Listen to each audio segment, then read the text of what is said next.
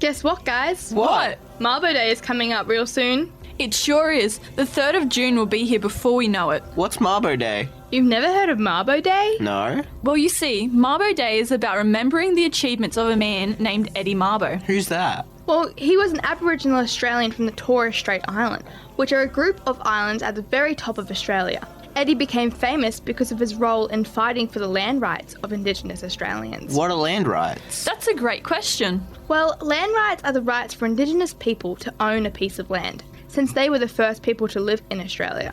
Exactly. Eddie believed that the original owners of the land, the Aboriginal and Torres Strait Islander people, should be allowed to own the land that their families had lived on for thousands of years before the British invaded. You see, when the British arrived in 1788, they said that Australia was terra nullius. Did you know that terra nullius is a Latin word that means land belonging to no one? What? That's crazy. Indigenous Australians have been here for 40 to 60,000 years before Captain Cook turned up. Exactly. That's why Eddie was so motivated about giving these land rights back to his people. That's right. That's why Eddie was trying to prove that his people were the true owners of Australia. But how did he do that? Well, in 1981, Mabo made a big speech where he explained his people's beliefs and the true owners of Australia.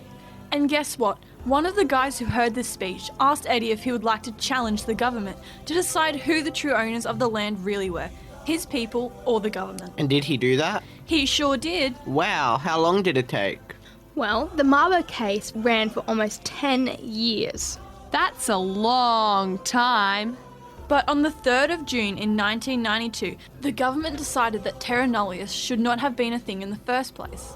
This decision recognised that Aboriginal and Torres Strait Islander people were the original owners of Australia. And that these rights had existed long before the British arrived and still exist today. So what happened next? Well, you see, after the Mabo decision, the Australian Parliament, who are the people who make all of the big decisions about Australia, decided to create the Native Title Act in 1993. What's that? The Native Title Act says that Australian Indigenous people have certain rights and interests in many landmarks because of their traditions and customs. Wow, Eddie must have been super happy with the way this turned out. Well, sadly, Mabo never found out the result of his struggle. He died just 5 months before the High Court's decision was made. The High Court decides all of the biggest laws in Australia, the most important one of them all. That's right, and that's the whole reason we celebrate Mabo Day. So don't forget to celebrate with us on the 3rd of June. Bye! Bye!